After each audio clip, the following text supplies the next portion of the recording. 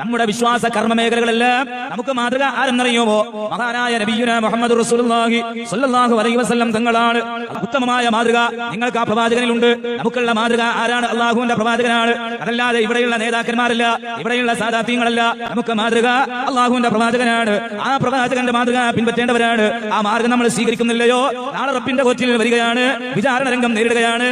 ആ രംഗം കഴിയുമ്പോ അതാ മനുഷ്യ മക്കൾ ദാഹിച്ചു വലഞ്ഞ അവശരായി ഒരിറ്റ വെള്ളം എവിടെ നിന്നെങ്കിലും കിട്ടുമോ എന്ന് അന്വേഷിച്ചുകൊണ്ട് അതാ കുടിനീരിന് വേണ്ടി പരക്കം പായുമ്പോ അല്ലാഹു സുബ്ഹാനഹു വ തആല അവന്റെ പ്രവാചകൻ സ്വല്ലല്ലാഹു അലൈഹി വസല്ലം തങ്ങൾക്ക് ഹൗദുൽ കൗസർ നൽകുന്ന രംഗമാണ്.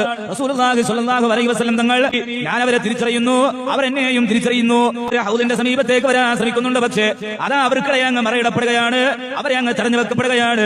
ആ സമയത്ത് നബി സ്വല്ലല്ലാഹു അലൈഹി വസല്ലം തങ്ങൾ വിളിച്ചു പറയുകയാണ്, മിൻ ഉമ്മത്തി, എന്റെ ഉമ്മത്തിൽ പെട്ടവരാണ്. അവരെ തടയല്ല മലക്കുകളെ. നബി തങ്ങൾ അവിടെ വെച്ച് വിളിച്ചു പറയുമ്പോ അതാ പ്രവാചകനോട് പറയപ്പെടുകയാണ്, നബിയെ അങ്ങയുടെ കാലശേഷം ഇവരെന്തൊക്കെയാണ് ചെയ്തത് എന്ന് പ്രവാചകരെ താങ്കൾക്കറിയില്ല കേട്ടോ. അങ്ങ് പഠിപ്പിക്കാത്ത ഒരുപാട് കാര്യങ്ങൾ ചെയ്തവരാണ്. അത് നബി സല്ലല്ലാഹു അലൈഹി വസല്ലം തങ്ങളോട് പറയപ്പെടുമ്പോ അവിടെ വെച്ച് നബി തങ്ങൾ വിളിച്ചു പറയുകയാണ്, അവർക്ക് നാശം, അവർക്ക് നാശം, അവർ ദൂരെ പോകട്ടെ, അവർ ദൂരെ പോകട്ടെ എന്ന് പറഞ്ഞുകൊണ്ട് ഹൗദുൽ കൗസറിന്റെ പാനീയം പോലും നിഷേധിക്കപ്പെട്ടുകൊണ്ട് ആട്ടി ഓടിക്കപ്പെടുന്ന വിഭാഗം ഏതെന്നറിയുമ്പോ വിദഅത്തിന്റെ കക്ഷികളാണ്, പുത്തൻവാദികളായ ആളുകളാണ്, മതത്തിൽ പുതിയ